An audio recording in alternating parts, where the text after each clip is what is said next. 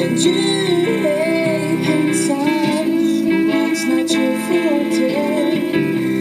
Always there for you, changing our ways. You're too easy answer.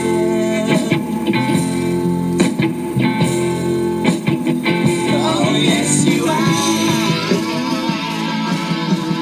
Hello and welcome to the Echo Chamber podcast. My name is Tony Groves and I will be one of your hosts for what we promise will be sometimes fun and hopefully informative 30 minutes. The Echo Chamber podcast is a free-flowing conversation that may occasionally touch on mature. This is my co-host, Martin McMahon. Martin, as you know, is a famous crank, a well-known blogger on Ramshorn Republic, and gives out at William H. Bonney basically, I'd say there's a tweet every 15 minutes. Well, Tony here is our banking representative. Tony writes at Trickster's World, and he also writes for Broadsheet. Tony likes to think that he's a banker with a soul. Well, we'll see how that goes. Right, Matt. Well, what we're trying to do in the Echo Chamber podcast is bring in what happens on Twitter, what happens in how it affects us in the wider world, where these stories come from, who the people are, the characters that make them up. You know, quite often some of the stuff we see comes up in mainstream a few days later or a few months later. This is the battle for the Fourth Estate. The Fourth Estate has been owned by the press for so long, but now Twitter fights back, Facebook brings up the rear. We're ready to become the Fourth Estate. Amateur dramatics aside, I think we need to be realistic about what is actually happening, what the mainstream are reporting, and what sometimes, if you can parse that, you can actually, some of the best people are parsing these things on Twitter. They're actually breaking down some of the stuff and they're saying, listen, you know, this is what has been reported, but what that actually means at your dinner table or in your pocket or in your waiting list at a hospital or for those children who are homeless. Some of those things, they're what's important, and some of those messages. And of course, there's always the odd lunatic having a bit of crack with it. We'll kick off with the March for Choice. Hashtag March for Choice last Saturday, Tony. You were in there, I believe. Yeah, I was in there, and I have to say I was walking 10 feet tall, just looking at the amount of people and signs and enthusiasm, kids up on shoulders, and there was that many. I think they're called the city bikes. That everything with a basket and flowers and signs in front of them. It was like Amsterdam for a few hours in Dublin city centre.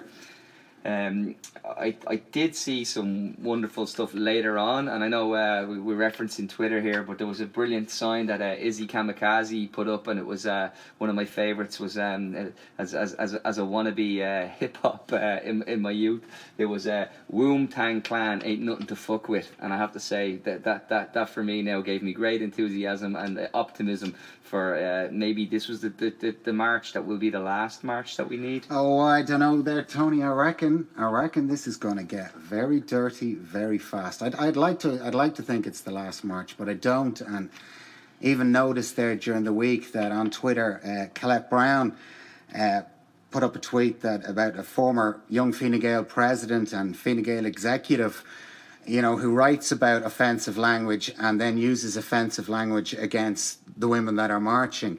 So I think this could break up really nasty, Tony. I really do. Yeah. There is an edge, obviously, in some of the stuff that's gone on, but in terms of the March for Choice, the Fine Gael's position, we have to trust that Leo is going to stay out of it, because he said he's going to... Hashtag Tinseltown T-shirt, Leo, yeah, jazz hands, Leo Varadkar, yeah. the strategic tweeting machine. No, what we have is a Taoiseach who's staying out of it with his evolving position, and hopefully, you know, most of us will actually just let the repeal go along, and then we'll stay out of it and leave it between women and their doctors. We'll keep an eye on it going forward. I'm going to bring you on to hashtag Late Late. Tony, this was on Saturday night, and we had Hillary. Now, I didn't have a whole lot to say. I thought it was kind of twee. But the one thing that did strike me was... Mallow News. Oh, Mallow News. Now, Mallow News had the tweet of the day for it. It was basically, they covered off that you've been called robotic and a bit wooden, and it was, but it was obviously, it was like two twigs talking to one another, you know. Yeah. That It was Hillary towards Ryan as opposed to Ryan towards Hillary. But in either case, like realistically, the Late Show in Ryan Tubridy's hands, I think it's become even more irrelevant, and I don't know. Oh, okay, I'm going to be really biased here, and I'm going to be really biased. The music is great, Jim. It's great. We're only talking about the talking bits. Okay, the music is great. It's past its date. We have to move on to something else. So I'm going to move us on to the Catalan referendum. Oh. Tony, now you wrote about this in Broadsheet, actually, very popular piece that came up in Broadsheet. You want to fill us in a little? Well, I've got obviously my own perspective on the Catalan secessionist question. I'm on the record on Broadsheet saying I'm not in favour of Catalonia seceding from Spain, but I'm also in favour of the Catalan people having the right to self-determination. Taking it forward, I think we're in really troubled waters here, because we have two opposing forces that aren't actually looking to talk to one another at the moment. You have in Madrid, you have Rajoy, who's playing to his base, trying to be the strong man. And in Catalonia, you have all a diverse group of people who are, for whatever their motivations, think that we want out, and we're the oppressed. Now, there's a certain. Now, I've heard it a couple of times said on Twitter that there's echoes of 1968 here, and there's echoes of the 1930s here. Do you see it in this left-right fashion that it's beginning to get portrayed in? No, I think that's, it's funny that the separatists have a huge left wing support, because realistically, Catalonia, some of the money from Catalonia keeps the lights on in other parts of Spain. Yes. And through social transfers, which is the sort of stuff that the left should really be in favour of, if they were to cut off, well then it's kind of it's counterproductive to what we actually say are our left wing values. Putting that aside, what happened was absolutely abhorrent. You cannot have such a ruthless authoritarian crackdown on people just exercising a democratic right. Well, this is where I see it. I mean, very basic thing is raise your hand in a room. What's your vote? You know, how is that illegal? You know, it's not illegal. It's basically they're interpreting the Constitution whatever way they want to interpret it. Well, the Constitution, like a Constitution in any country, should be a living, breathing and evolving document. So if Spain had wanted to play ball, they could have done these things. They didn't. They just hid behind the legalese of the Constitution forbids it. This is not a goer. The Catalans, to their point, they just said we'll just plough on regardless. But then I think this issue, it became exacerbated when the king came out and spoke. Yeah, well, and I mean, no mention of dialogue, no mention of police brutality. I mean, very entrenched views. It looks like that was written by the hard right and handed to him. Can I just say on that, which was actually surprising to me, I got a few personal messages on WhatsApp where people actually were upset. Catalans were upset because they said our king has spoken against us. So it was well, really, it's not your king if he's condoning somebody beating your head in with a baton. How can you associate with that person that would allow that happen to you? I think he may have been the acceptable face of Spanish nationalism, for want of a better term, and I think he's done some serious damage, if not irreparable damage, to his. I actually, it was summed up in a tweet from me by one of the Twitter compadres, a guy called Guy Lejeune, at Guy Lejeune. A king, a real fecking king, has the audacity to criticise citizens for wanting a democratic state. A cousin marrying thieving king, FFS, and if you don't know what FFS is, look it up. I'm laughing now, but it's Saturday worries me. Catalonia may strike for independence. The army is on standby for logistical support. So when you say logistical support, you keep that so vague that it can mean just about anything. And around Europe, like even from an Irish context, if you take it back and you remember what we talked about in 1916 and how the guys who went out on the street and did the uprising, they were nobodies until they were martyred. That's exactly it. Once you start marching people, you give people a cause, this is never going to end. I mean, they could have just ignored the vote like they have done so many times previously. And people forget that. This is not the first time that people in Catalan have had a vote.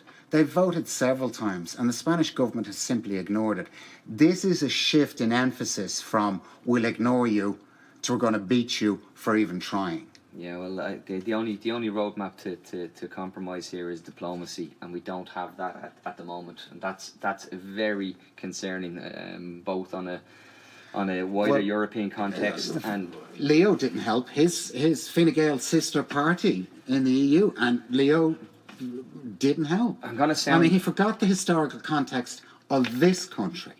But what worries me more is that Leo, like all our European leaders, are tied into the Treaty of Rome. The Treaty of Rome says we can't interfere in the constitutions of other countries, and yet on the flip side, you know, if that was anywhere else, a speech would have come out and said, "I'm calling for restraint. I'm calling for." Okay. Let's just compare it to Jobstown not guilty. #Jobstown not guilty. Let's just compare Leo's attitude to Spanish police beating people's heads in, to Paul Murphy, who wasn't found guilty of anything, walked from court a free man, and Leo's demanding apologies on the floor of the Dáil. Yeah, and quoting things that didn't happen. Unbelievable. And using Dáil privilege to bloody well get away with it. Yeah, no, look, Leo is he's doing great stuff for his base, and much like Rajoy is doing great stuff for his base. He won't back down. And sad loss this week, Tom Petty. Tom Petty was trending for a couple of days. Yeah, Leo Varadkar won't back down. He will not back down. No, well, I don't think I think actually, and more worrying is the fact that the polls actually say that people like him. Look, we've had Nicola Byrne on Scaldy and Baldy this week, and she was. Can I just say, I objected to calling Matt Cooper and Ivan Yates Scaldy and Baldy. I think we're much more Scaldy and Baldy than they'll ever be. You may be. You're both Scaldy, not quite Baldy, but you're getting there. But no, Scaldy and Baldy, it's like the alt-right view of things. It's like Breitbart on TV. It's unbelievable. My own favourite Breitbart is obviously David Quinn, but we all have. Brendan Burgess. I mean, he's getting rolled out now. Like, shh, that boy is out there giving it hard to the working man. Speaking of the Brendan Burgess thing, there was I think I had a tweet, not to go on about myself too much, but where I said that in the Independent they called Brendan Burgess a consumer expert. And I said, calling Brendan Burgess a consumer expert is like saying Hannibal Lecter was a people person. It got picked up by David McWilliams, and poor David McWilliams retweeted it and got asked, "Is this your personal opinion, David?" Well, I have to say now, and it's something that came up this week for me, a chap on Twitter called @PJ the Economist. And this tweet came via Ida O'Kelly, and is that those born in the 1980s have only half the wealth by age 31 of those born in the 1970s. That's a remarkable reversal. Yeah, well, it's actually, it's not unknown. Again, sounding like I've written about this previously on an article on the American Dream and how it's dead, because it's statistically that you're. Anybody who's age 27 to 35 is worse off than their parents were at the same age. And actually, Jack O'Connor in his final Titanic going down speech for SIP2, he said that 46% of workers under 35 do not have proper contracts in this country. That's the third worst in the EU. Now, that's a damning indictment of unions for a start, why you'd use that statistic. But it also shows that the younger generation are being made more dependent on the state. And then you have assholes like Burgess coming out and kicking them for the state putting them there. This neoliberalism, this anarcho-fascism that he goes on with is making people so poor that they are dependent on the state. It's utter madness. And I think that's a good point to hit pause on, Martin, because that's bringing us on. And he's just one big gaff away from having... Yeah, but historically he's been forgiven all his gaffes. I mean, he was the mainstream media candidate. That is the God-honest truth.